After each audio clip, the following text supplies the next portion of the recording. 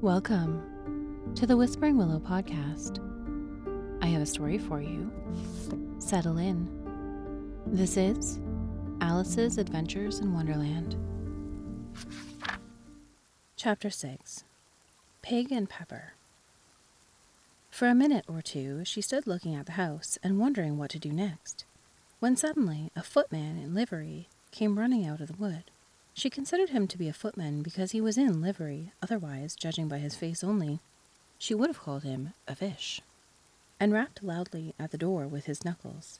It was opened by another footman in livery, with a round face and large eyes like a frog, and both footmen, Alice noticed, had powdered hair that curled all over their heads. She felt very curious to know what it was all about, and crept a little way out of the wood to listen. The fish footman began by producing from under his arm a great letter nearly as large as himself, and this he handed over to the other, saying in a solemn tone, "For the Duchess, an invitation from the Queen to play croquet."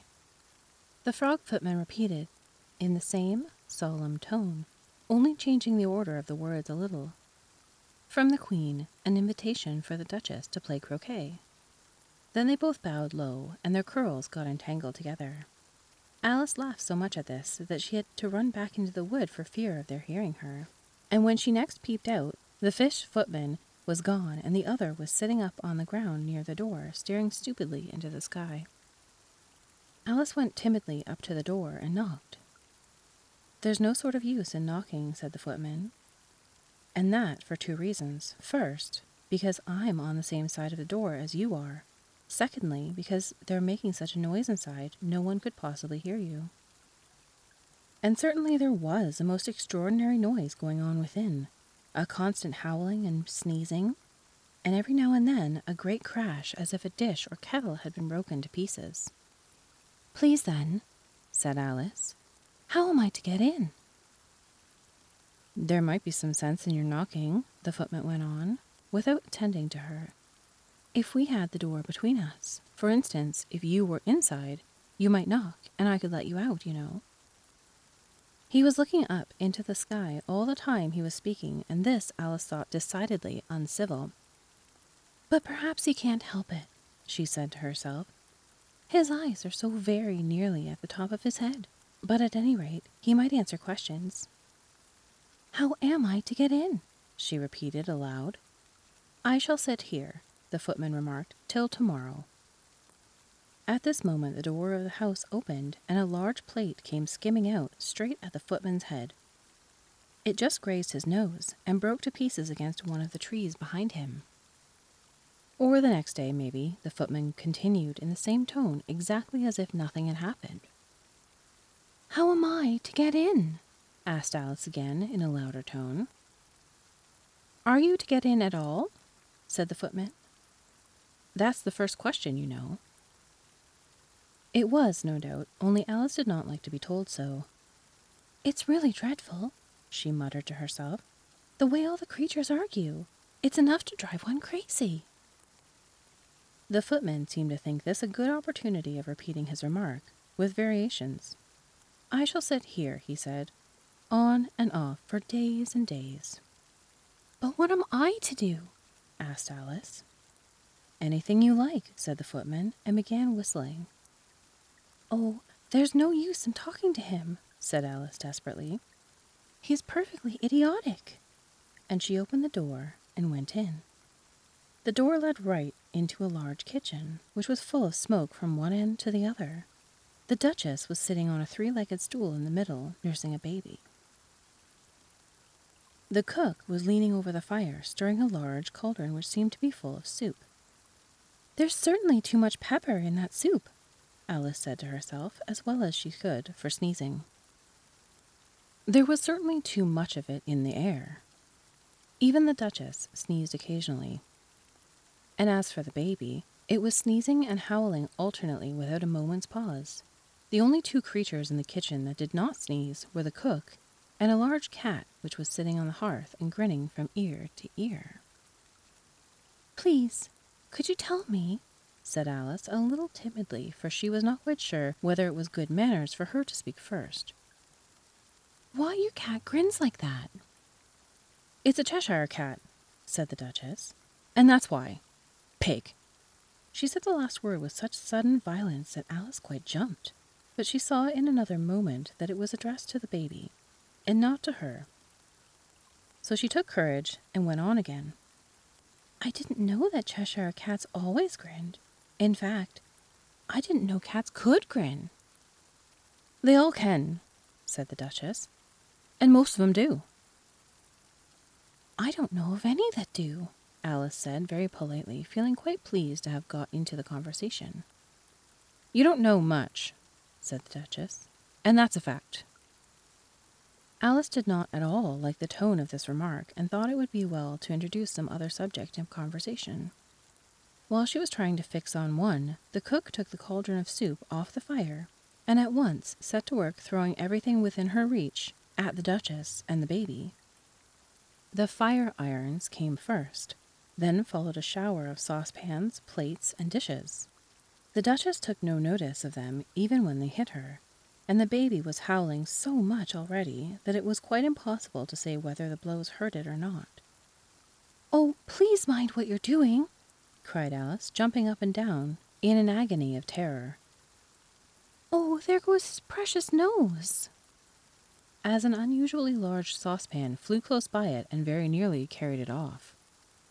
"If everybody minded their own business," said the Duchess in a hoarse growl, "the world would go round a deal faster than it does." "Which would not be an advantage," said Alice, who felt very glad to get an opportunity of showing off a little of her knowledge. "Just think what work it would make with the day and night. You see, the earth takes 24 hours to turn round its axis." "Talking of axes," said the Duchess, "chop off her head." Alice glanced rather anxiously at the cook, to see if she meant to take the hint, but the cook was busily stirring the soup, and seemed not to be listening, so she went on again. 24 hours, I think. Or is it 12? "Oh, don't bother me," said the Duchess. "I could never abide figures." And with that, she began nursing her child again, singing a sort of lullaby to it as she did so, and giving it a violent shake at the end of every line. "Speak roughly to your little boy, and beat him when he sneezes. He only does it to annoy, because he knows it teases." Chorus, in which the cook and the baby joined. Wow, wow, wow. While the Duchess sang the second verse of the song, she kept tossing the baby violently up and down, and the poor little thing howled so that Alice could hardly hear the words. "I speak severely to my boy, I beat him when he sneezes, for he can thoroughly enjoy the pepper when he pleases." Wow, wow, wow. "Here, you may nurse it a bit if you like," said the Duchess to Alice, flinging the baby at her as she spoke. "I must go and get ready to play croquet with the Queen," and she hurried out of the room. The cook threw a frying pan after her as she went, but it just missed her. Alice caught the baby with some difficulty, as it was a queer-shaped little creature and held out its arms and legs in all directions. "Just like a starfish," thought Alice. The poor little thing was snorting like a steam engine when she caught it, and it kept doubling itself up and straightening itself out again, so that altogether for the first minute or two, it was as much as she could do to hold it. As soon as she made out the proper way of nursing it, which was to twist it up into a sort of knot, then keep a tight hold of its right ear and left foot, so as to prevent its unfolding itself, she carried it out into the open air.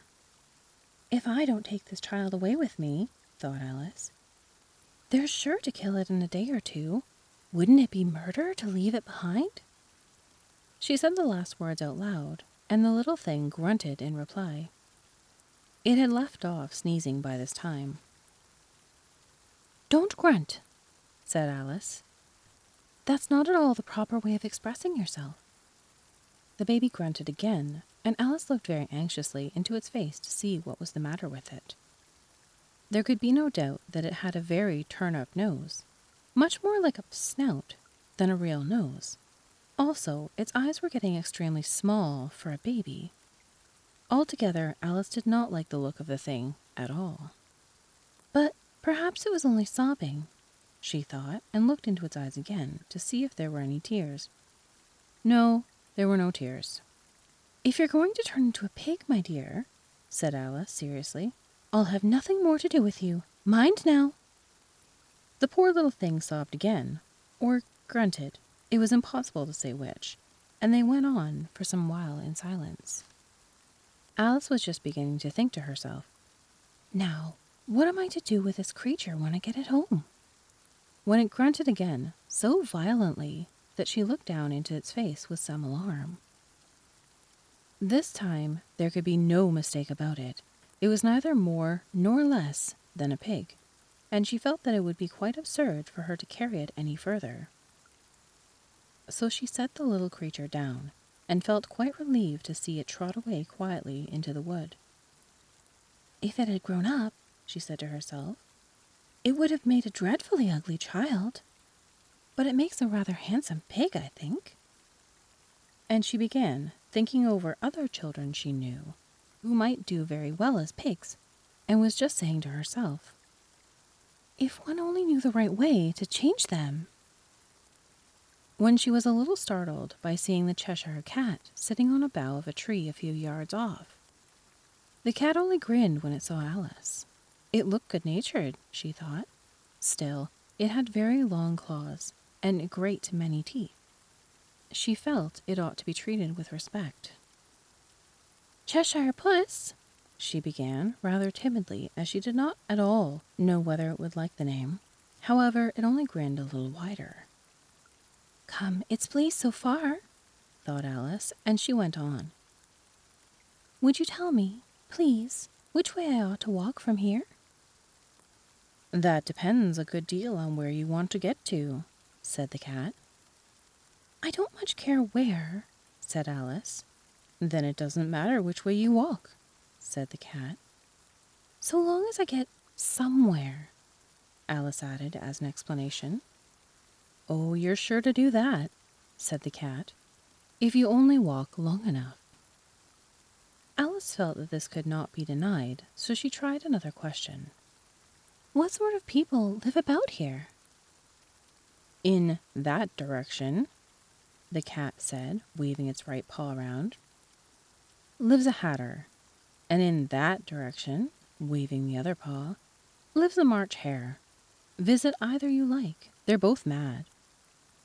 "But I don't want to go among mad people," Alice remarked. "Oh, you can't help that," said the cat. "We're all mad here. I'm mad, you're mad." "How do you know I'm mad?" said Alice. "You must be," said the cat, "or you wouldn't have come here." Alice didn't think that proved it at all. However, she went on. "And how do you know you're mad?" "To begin with," said the cat, "a dog's not mad. You grant that." "I suppose so," said Alice. "Well, then," the cat went on, "you see a dog growls when it's angry and wags its tail when it's pleased. Now I growl when I'm pleased and wag my tail when I'm angry. Therefore, I'm mad." "I call it purring, not growling," said Alice. "Call it what you like," said the cat. "Do you play croquet with the Queen today?" "I should like it very much," said Alice, "but I haven't been invited yet." "You'll see me there," said the cat, and vanished. Alice was not much surprised at this. She was getting so well used to queer things happening. While she was still looking at the place where it had been, it suddenly appeared again. "By the by, what became of the baby?" said the cat. "I'd nearly forgotten to ask." "It turned into a pig," Alice answered very quietly, just as if the cat had come back in a natural way. "I thought it would," said the cat, and vanished again. Alice waited a little, half expecting to see it again, but it did not appear, and after a minute or two she walked on in the direction in which the March hare was said to live. "I've seen hatters before," she said to herself. "The March hare will be much the most interesting. And perhaps, as this is May, it won't be raving mad. At least, not so mad as it was in March." As she said this, she looked up, and there was the cat again, sitting in a branch of a tree, Did you say pig or fig? Said the cat. I said pig, replied Alice. And I wish you wouldn't stop appearing and vanishing so suddenly. You make one quite giddy.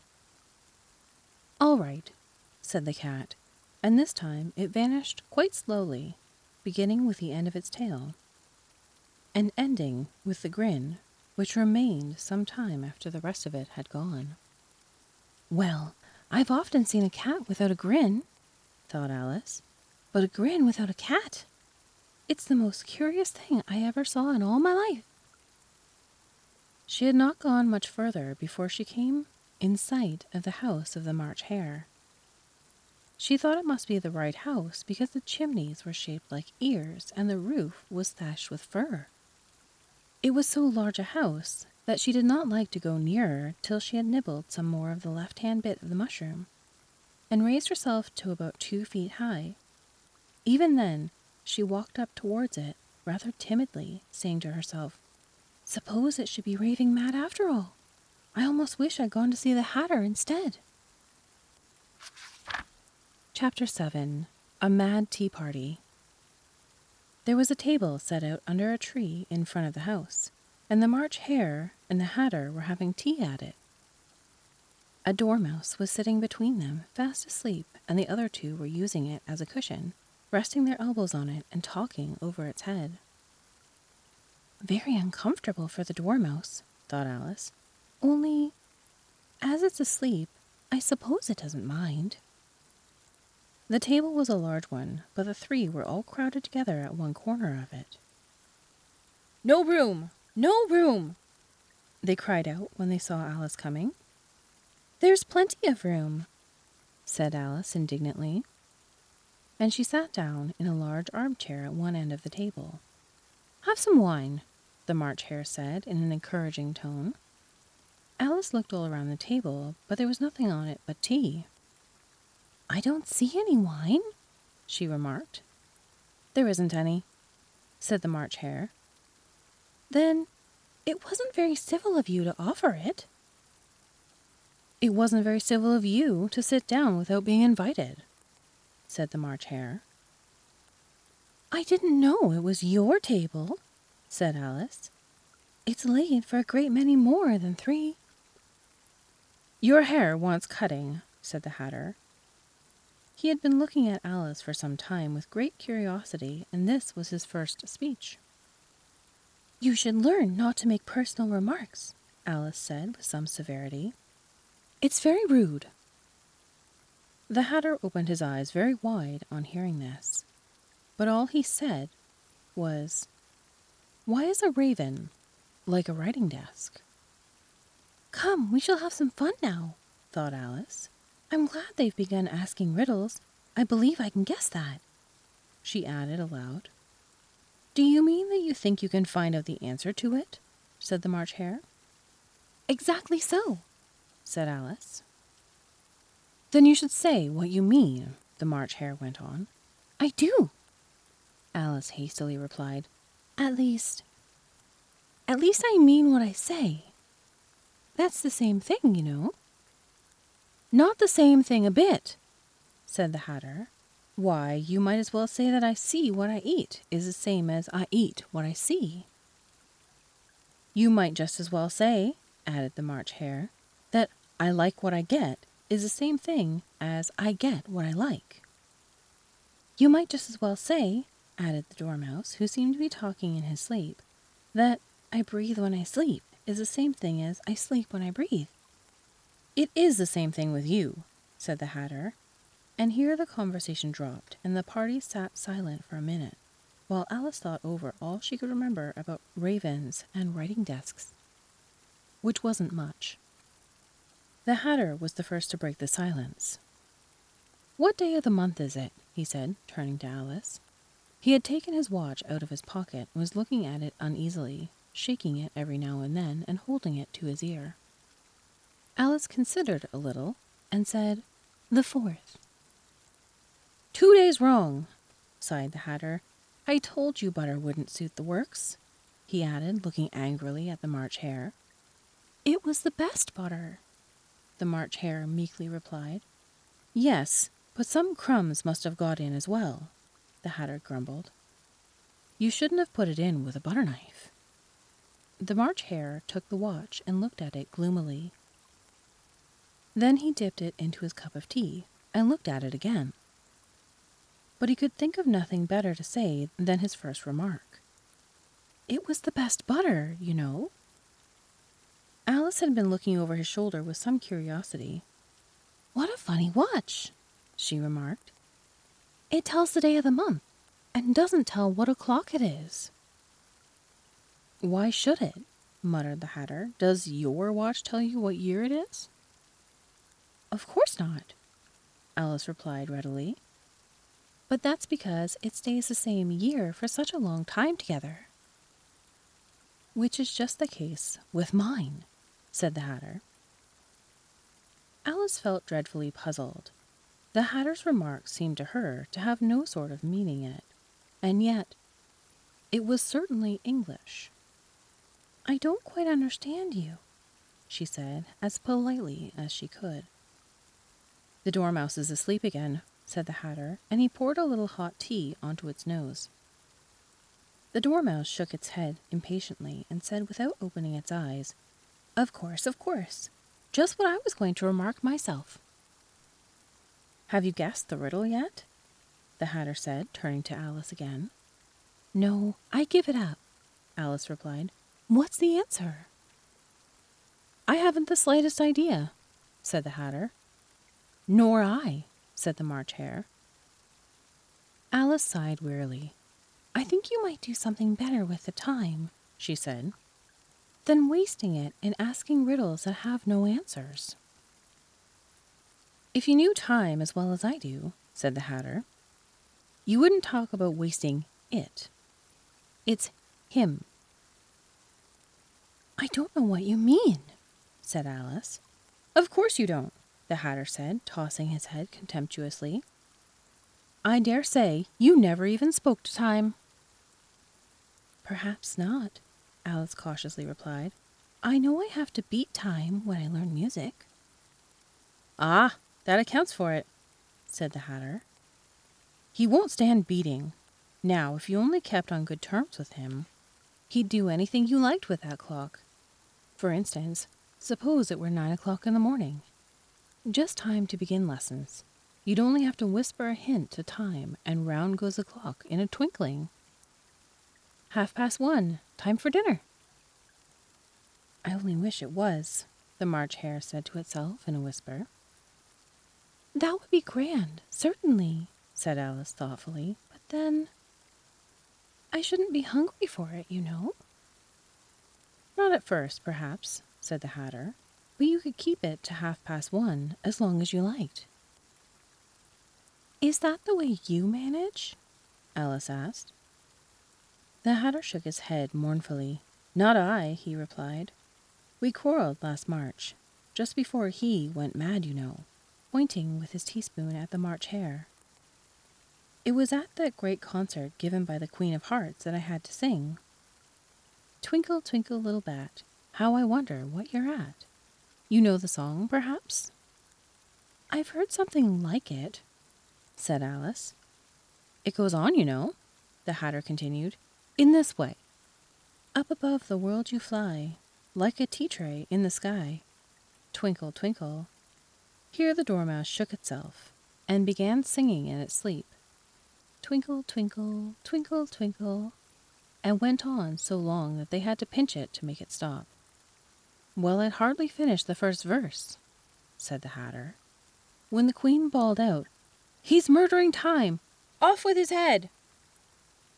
How dreadfully savage! Exclaimed Alice. And ever since that, the Hatter went on in a mournful tone, he won't do a thing I ask. It's always 6 o'clock now. A bright idea came into Alice's head. Is that the reason so many tea things are put out here? She asked. Yes, that's it, said the Hatter with a sigh. It's always tea time, and we've no time to wash the things between whiles. Then you keep moving round, I suppose? Said Alice. Exactly so, said the Hatter, as the things get used up. But when you come to the beginning again? Alice ventured to ask. Suppose we change the subject, the March Hare interrupted, yawning. I'm getting tired of this. I vote the young lady tells us a story. I'm afraid I don't know one, said Alice, rather alarmed at the proposal. Then the Dormouse shall, they both cried. Wake up, Dormouse! And they pinched it on both sides at once. The Dormouse slowly opened his eyes. I wasn't asleep, he said in a hoarse, feeble voice. I heard every word you fellows were saying. Tell us a story, said the March Hare. Yes, please do, pleaded Alice. And be quick about it, added the Hatter, or you will be asleep again before it's done. Once upon a time there were 3 little sisters, the Dormouse began in a great hurry, and their names were Elsie, Lacey, and Tilly, and they lived in the bottom of a well. What did they live on? Said Alice, who always took great interest in questions about eating and drinking. They lived on treacle, said the Dormouse after thinking a minute or two. They couldn't have done that, you know, Alice gently remarked. They'd have been ill. So they were, said the Dormouse, very ill. Alice tried a little to fancy to herself what such an extraordinary way of living would be like, but it puzzled her too much, so she went on. But why did they live in the bottom of a well? Take some more tea, the March Hare said to Alice very earnestly. I've had nothing yet, Alice replied in an offended tone. So I can't take more. You mean you can't take less? Said the Hatter. It's very easy to take more than nothing. Nobody asked your opinion, said Alice. Who's making personal remarks now? The Hatter asked triumphantly. Alice did not quite know what to say in this, so she helped herself to some tea and bread and butter, and then turned to the Dormouse and repeated her question. Why did they live at the bottom of a well? The Dormouse again took a minute or two to think about it, and then said, It was the treacle well. There's no such thing. Alice was beginning very angrily, but the Hatter and the March Hare went, Shh, shh. And the Dormouse sulkily remarked, If you can't be civil, you'd better finish the story yourself. No, please go on, Alice said, very humbly. I won't interrupt you again. I dare say there might be one. One indeed, said the Dormouse indignantly. However, he consented to go on, and so these 3 little sisters, they were learning to draw, you know. What did they draw? Said Alice, quite forgetting her promise. Treacle, said the Dormouse, without considering it all this time. I want a clean cup, interrupted the Hatter. Let's all move one place on. He moved on as he spoke, and the Dormouse followed him, and the March Hare moved into the Dormouse's place, and Alice rather unwillingly took the place of the March Hare. The Hatter was the only one who got any advantage from the change, and Alice was a good deal worse off than before, as the March Hare had just upset the milk jug into his plate. Alice did not wish to offend the Dormouse again, so she began very cautiously. I don't understand. Where did they draw the treacle from? You can draw water out of a water well, said the Hatter. So I should think you could draw treacle out of a treacle well, eh, stupid? But they were in the well, Alice said to the Dormouse, not choosing to notice this last remark. Of course they were, said the Dormouse. Well in. This answer so confused poor Alice that she let the Dormouse go on for some time without interrupting it. They were learning to draw, the Dormouse went on, yawning and rubbing its eyes, for it was getting very sleepy. And they drew all manner of things, everything that began with an M. Why with an M? Said Alice. Why not? Said the March Hare. Alice was silent. The Dormouse had closed its eyes by this time and was going off into a doze. But on being pinched by the Hatter, it woke up again with a little shriek and went on. That begins with an M, such as mousetraps and the moon and memory and muchness. You know, you say things are much of a muchness. Did you ever see such a thing as a drawing of a muchness? Really, now you ask me? Said Alice, very much confused. I don't think... Then you shouldn't talk, said the Hatter. This piece of rudeness was more than Alice could bear. She got up in great disgust and walked off. The Dormouse fell asleep instantly, and neither of the others took the least notice of her going, though she looked back once or twice, half hoping that they would call after her. The last time she saw them, they were trying to put the Dormouse into the teapot. At any rate, I'll never go there again, said Alice as she picked her way through the wood. It's the stupidest tea party I was ever at in all my life. Just as she said this, she noticed that one of the trees had a door leading right into it. That's very curious, she thought. But everything's curious today. I think I may as well go in at once. And in she went. Once more she found herself in the long hall and close to the little glass table. Now I'll manage better this time, she said to herself, and began by taking the little golden key and unlocking the door that led into the garden. Then she set to work nibbling at the mushroom. She had kept a piece of it in her pocket, till she was about a foot high. Then she walked down the little passage, and then she found herself at last in the beautiful garden among the bright flower beds and the cool fountains. And that's all for this week. Thank you so much for being here. If you would like, join me in the Whispering Willow Tea Room on Patreon for an extra story or two every month, and every episode early and ad-free. Until next week, take care, and I'll see you soon.